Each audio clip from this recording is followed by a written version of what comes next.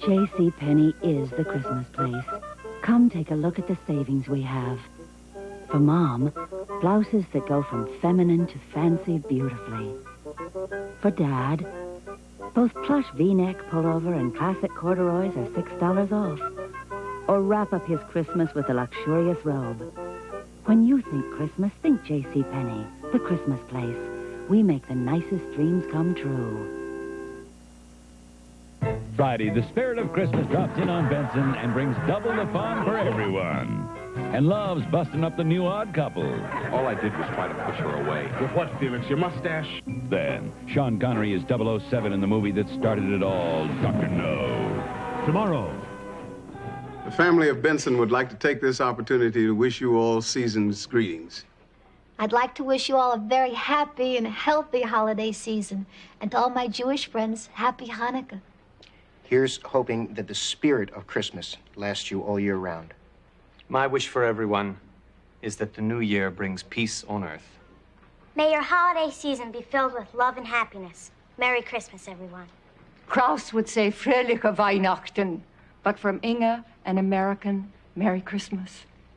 I hope the new year brings you good health and good fortune. Merry Christmas to all, and to all a good night.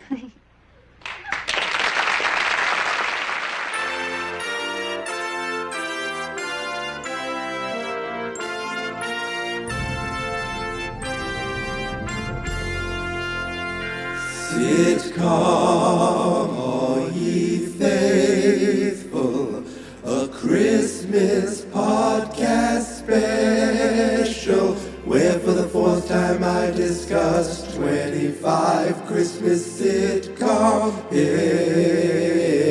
episodes. Please come and listen as we count down to Christmas. You should see Punky Brewster, the Partridges and Benson. Michael J. Fox will return, and for one more year the Fonz will definitely have one last episode with the Fonz.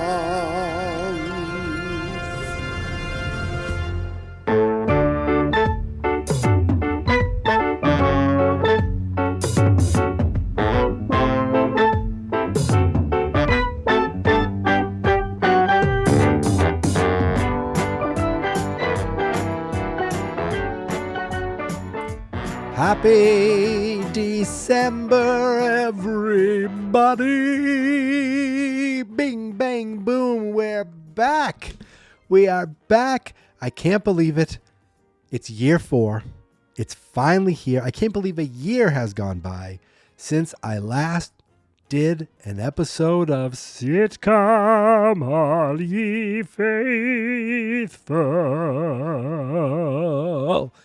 Ladies and gentlemen, if you don't know, what you're about to experience is day 1 of 25 days in a row of podcast about Christmas sitcoms.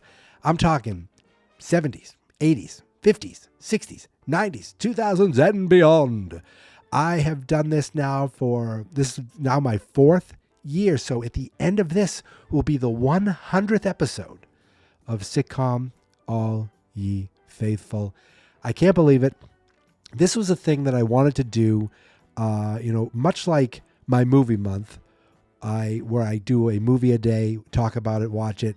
This was going to be in the same vein of that, but not exactly the same thing. Not where I had to watch a Christmas sitcom that I've never seen before, because many of these I've seen growing up.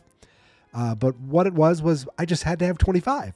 So literally I said to myself, I could do 3 or 4 in July, 3 or 4 in August, 3 or 4 in September, and go on. And then by December, just line them all up. Have a few extra in there, do some with some of my usual guests, and boom, you got 25. But that never happens. That never happens at all.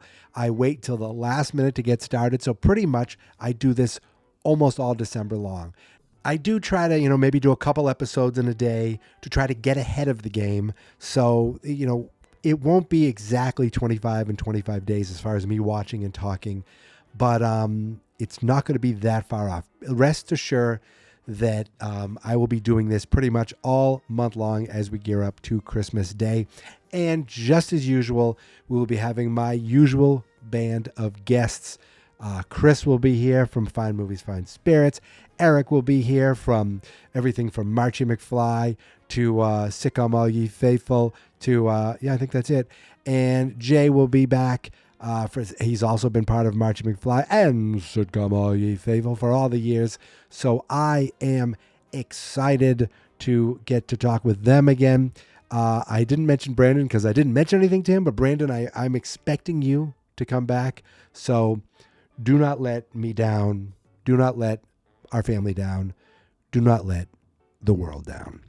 Now, when this started, I had two things I wanted to do. I wanted to start every season with a Brady Bunch Christmas episode, and every season with a Happy Days Christmas episode. And then I discovered that there was only one Brady Bunch Christmas episode, which is the first ever episode of Sitcom All Ye Faithful. So if you're on the YouTube playlist, you go all the way to the bottom. It's right there. But if you're in the podcast land, you could just search for Brady Bunch. You will find that. But there were multiple Happy Days Christmas episodes, but not that many. So the good news is there will be day 25 will be the return of Happy Days. And I'll just say it right now. This is it. This is the last Christmas Happy Days episode. They had 4. Yeah, this will be 4. And then they had one Thanksgiving episode. But that was it. Out of 11, 12 seasons, I mean, it'll be hard to say goodbye to yesterday. But if Boyz II Men taught me anything, it is that you can do that if you put your mind to it. I don't know what I'm talking about here. So I'm excited to kind of talk about, to end the season with that. But that is 24 days from now. Right now, I want to focus on one show, one program. I have a list. I actually did some prep work. One night when I was walking my dog, I found a list on IMDb of great Christmas sitcom episodes. And every time that I saw one that looked interesting, I added it to a list. So I have a list of shows I wanted to do. And then I said, what do I do first? Where do I go first? Do I go with something modern? Do I go with something beloved? Do I go with something that I've done before? I try to do mostly sitcoms that I didn't, do the previous year. It's not always been the case. And usually with my guests, I tend to either stay with the same show or the same actor. And then, yeah, I think that's for the most part. I didn't do that last year exactly, but with Chris and Jay, we already know what we're doing for sure. I think with Eric, I'm pretty sure I know where we're going. And with Brandon, again, he has no clue. And he's definitely not listening to this right now because he's, we all know how we feel about Brandon. Okay, let's just put it that way. But when I went through the list, I said, you know what? This is the one. This is the show I want to do. It's a show that I remember as a kid. I remember watching as a kid, but I don't remember anything about it.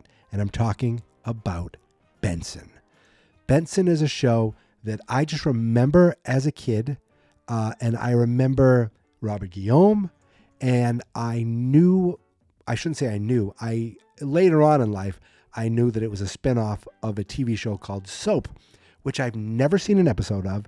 And yet it looks like it'd be something right up my alley because it is like a spoof of a soap opera. And that sounds pretty funny. It sounds like something that I would really be into. But I never did. I just knew that Benson was started somewhere and now is here. And as a kid, I probably thought he worked on the White House. I don't even think I realized it was the governor's mansion.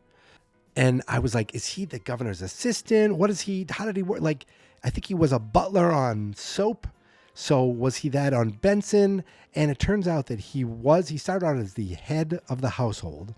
Then he worked his way up to the budget director, I believe, and then a lieutenant governor. and then he was running for governor as a cliffhanger, and then the show got canceled.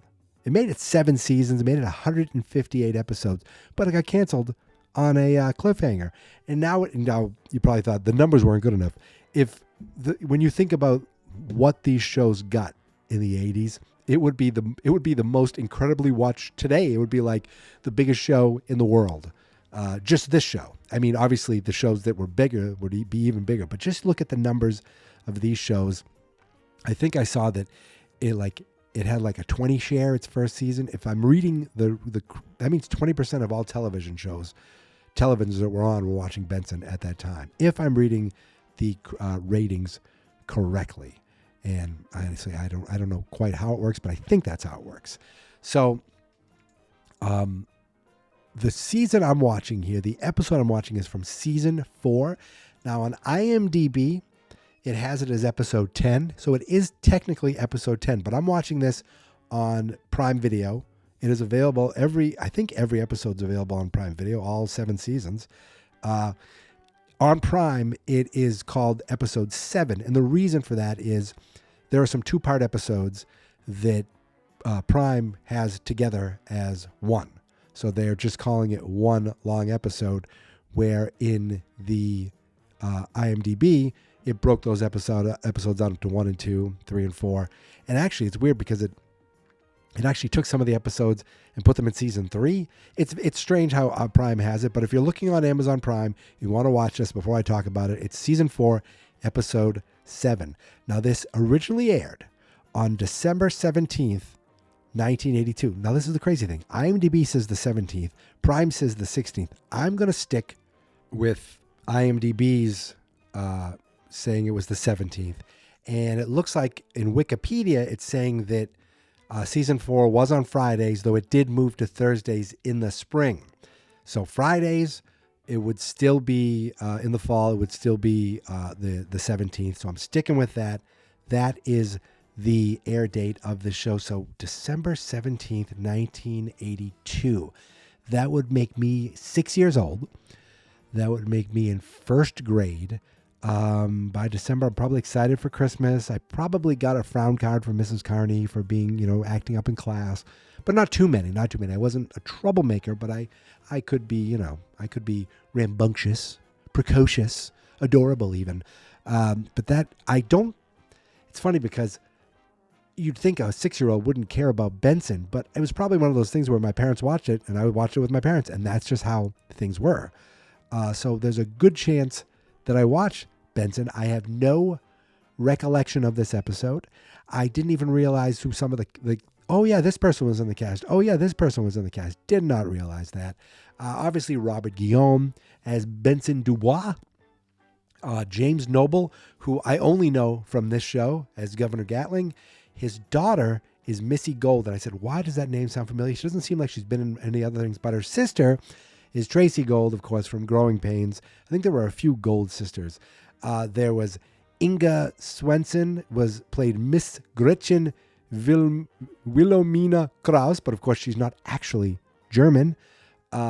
Ethan Phillips, he came in. Now this is what I read, that Ethan Phillips and Didi Cohn, these two characters, they came in from season 2 and season 3.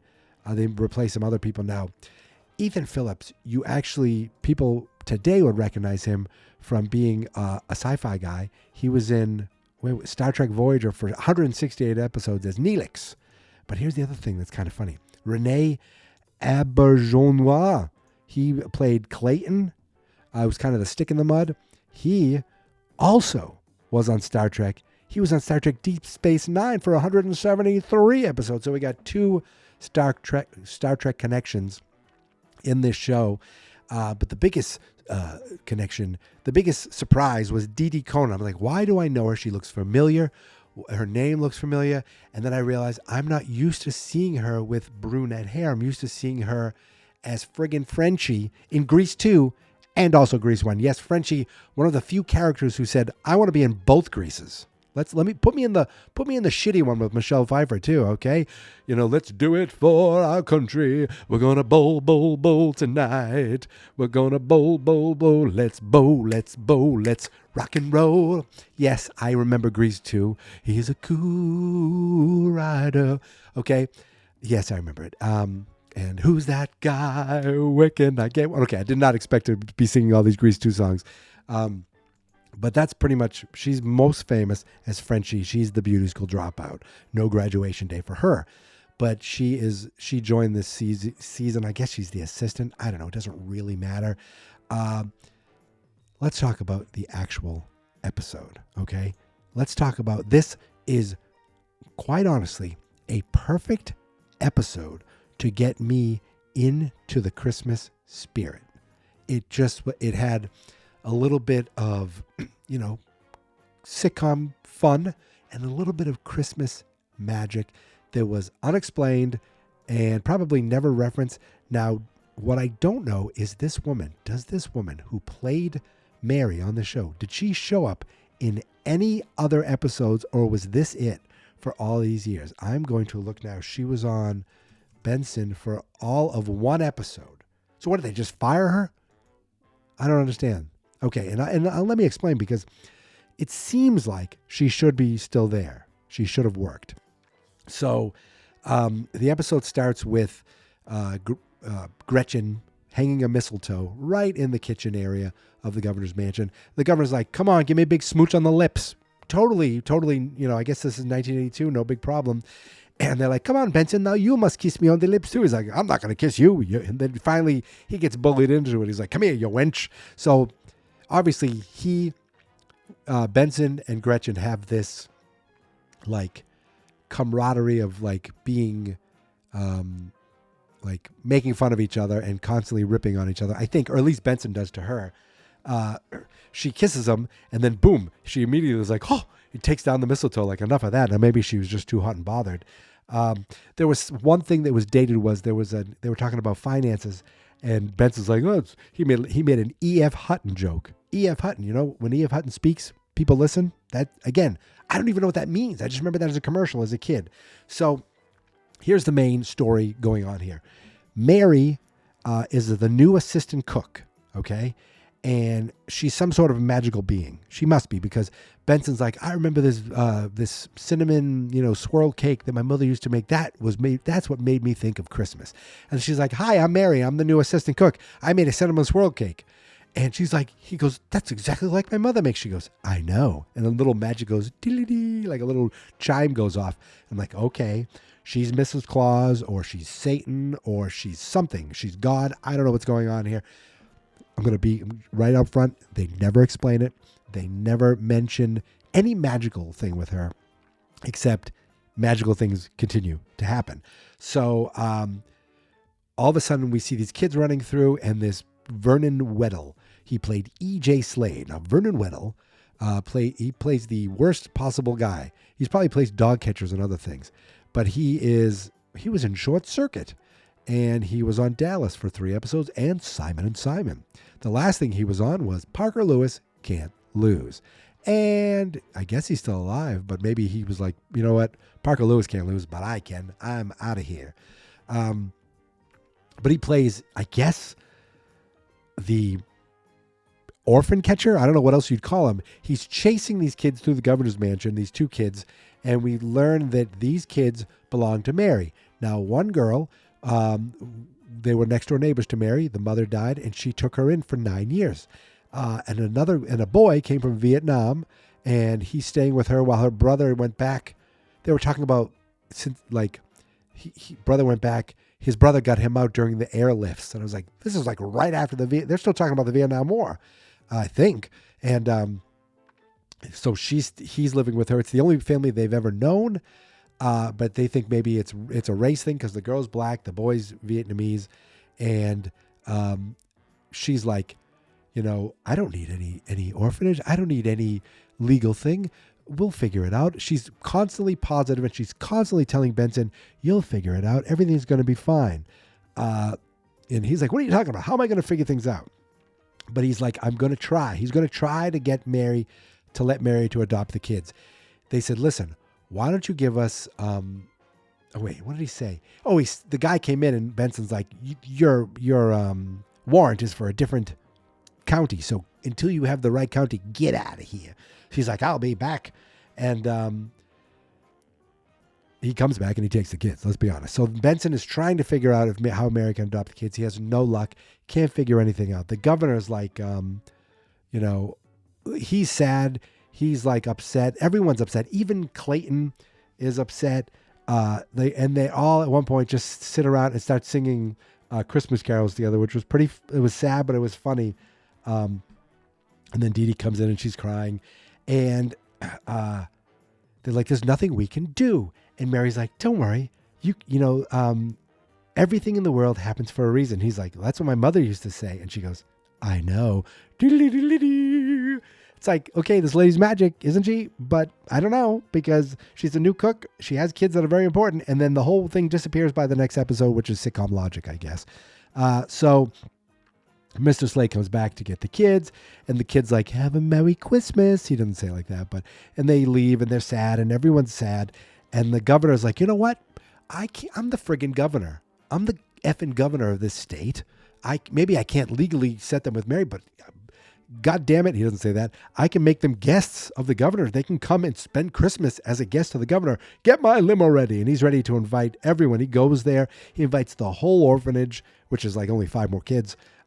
He dresses up as Santa. Clayton dresses up as Santa because now they're all in the Christmas spirit. And Mary keeps saying to Benson, don't worry, everything's going to turn out fine. He's like, I can't figure out anything with the law. He goes, something, don't you believe in something greater than the law? I do, and everything's going to be fine. And so she walks out, and he's like, what's wrong with her? The woman thinks that, an answer is going to fall out of the sky. And at that exact moment, a book falls off a shelf and opens to a specific page, and Benson's like, goes over, looks at the page, about to hang it, put it back up, and he's like, what? He looks at this and runs into the other room. He's like, Governor, I have some news. It turns out you have the power to deem anything an orphanage. So apparently they're like, if you make Mary's quarters an orphanage, the kids can stay with her. Now, does that mean she's only going to get the 2 kids? Is she going to get all the kids? Do those other little twerps have to go back to the orphanage? And again, the Mary's quarters. So that means her room in the mansion or her house at home. I'm assuming it's her house at home. She's not moving to the mansion. That's my assumption. And they're like, we did it. So they saved Christmas. It took 2 seconds. They saved Christmas. They realized they can make her house an orphanage and she can take care of the kids. They're like, let's sing some Christmas carols. And then that's all they do for the rest of the episode. 5 friggin' minutes of Christmas carols. They do God rest ye merry gentlemen, and then Oh come all ye faithful, a personal favorite of the show, Silent Night in German.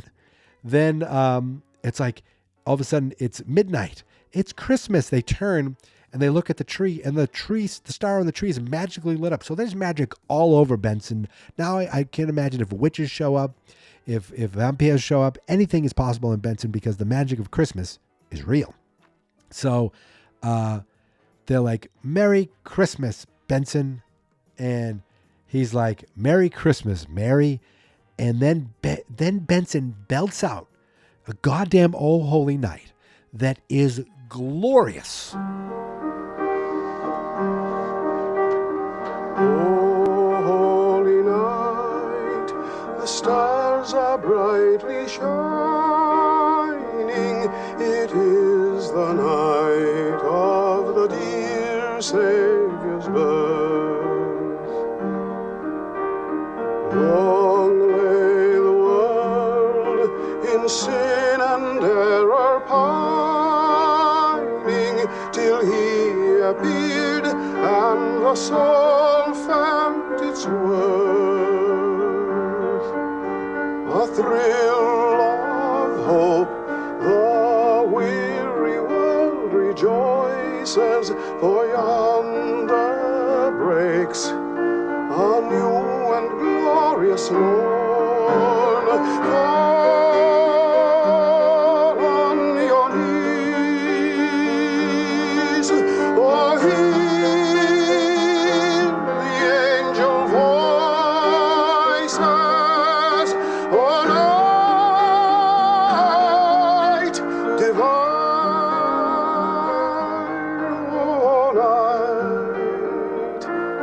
Christ was born. On I divine, all night, on I divine.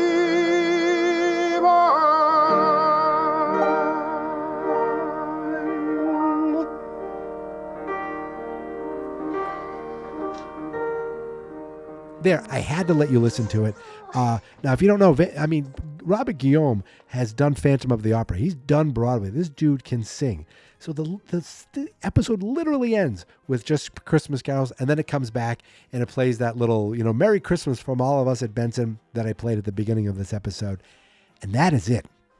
And I have to tell you, it was a little corny, and it was a little sentimental, and it absolutely worked. It absolutely made the perfect beginning to the Christmas season, the perfect beginning to Sitcom All Ye Faithful. Now, it is Christmas in my house already. I can still see the tree went out, but the star is on a different timer, and it's still going. In fact, I think my wife just put it on. I have to go switch it to timer.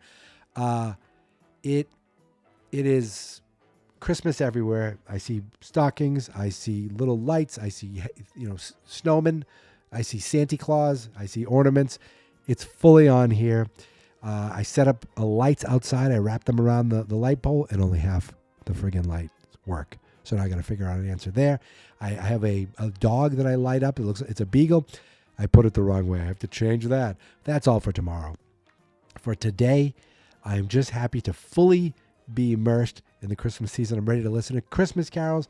I'm ready to watch Christmas specials, and I'm ready to watch 24 more episodes of Christmas sitcoms. That was fantastic. I'm so happy that I chose this as my first one. Now listen, you can find me on Blue Sky. Yes, I'm saying Blue Sky first. On Twitter, because I still call it that.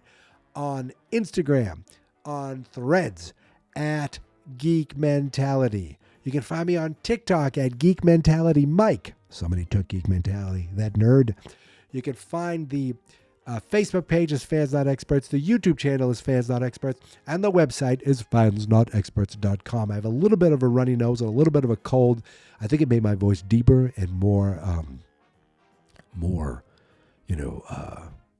dramatic, maybe you could say. So just want to say, hey, thanks for stopping by.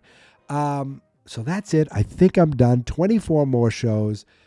And just go to fansnotexperts.com. You'll find every episode of Sitcom All Ye Faithful right there. Boom, on the front page. And that's it. I am done. So until tomorrow. Oh, get ready, because before I get there, I want to let you know that Fans Not Experts is going to have a busy as hell December. In fact, that's what I'm calling it. It's the busy as hell December at Fans Not Experts. We're going to have 25 episodes of Geek Mentality, 25 episodes of Sitcom All Ye Faithful, right on the Geek Mentality podcast. There's a new Disney Plus Star Wars show starting up, The Skeleton Crew. So there's going to be Croonies Never Say Die over at Mandalorian Man. Plus, there'll be Christmas episodes of Fine Movies, Fine Spirits. The Patriots Afterthoughts podcast is going to be closing out this below par Patriots season. And I'm sure I'll have at least one or two reaction comics in there and try to do some other stuff as well. There's going to be a hell of a lot going on in December, so I better get to sleep so I can, have some energy to do all this crap. But that's it. I'm done. Now I'm officially done. So, until tomorrow, my friends, thank you for listening. Thank you for subscribing. And here is my theme song. This is my podcast. I made it. Geek Mentality's what I named it.